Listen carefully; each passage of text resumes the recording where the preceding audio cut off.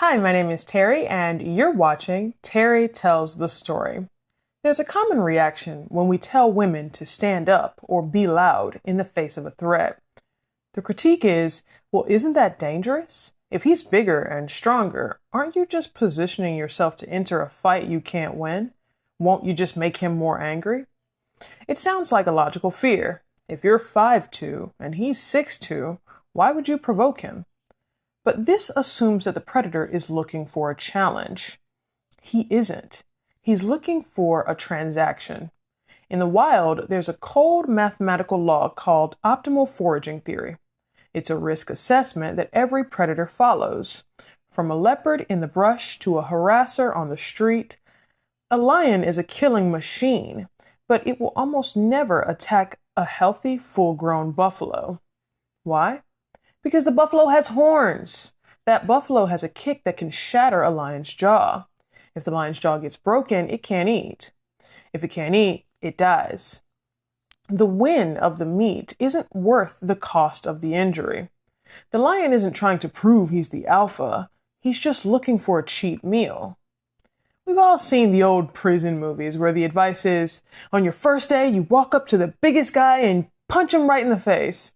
Or the schoolyard advice to just fight back. To a kid being bullied, that feels like a death sentence. If I hit him, he'll just beat me up even worse. But look at the mathematics.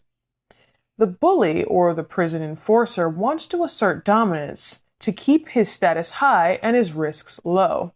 If he picks on you and you fight back with everything you have, you might lose the physical fight. He might punch you 30 times and you only land 3. But those 3 punches give him a split lip and a black eye. Now he has to walk around the yard wearing the evidence that you are expensive. He has to explain those marks to everyone. You've ruined his profit margin. The next time he's hungry for a victim, he's going to remember that split lip and decide you're just not worth the effort. He'll go find someone cheaper.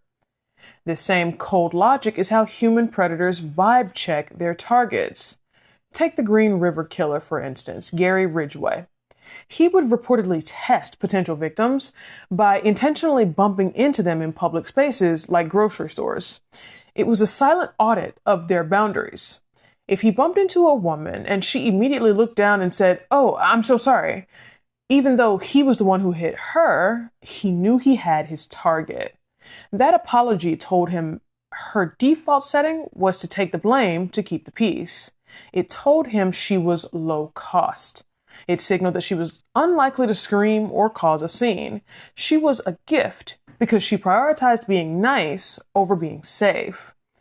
Self-advocacy is not about being a world-class fighter. It's about signaling to the world that you are a high-maintenance target. When you scream no at the top of your lungs, when you refuse to apologize for occupying space, when you meet a predator's gaze instead of looking at your shoes, you aren't entering a fight. You are installing a firewall of consequences.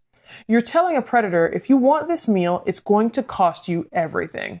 I will make noise. I will leave marks. I will make this the most difficult transaction of your life. Predators don't want a challenge. They want a victim. They want someone who will go quietly so they don't get caught. So, the Spanish I'm going to be teaching you today is el costo.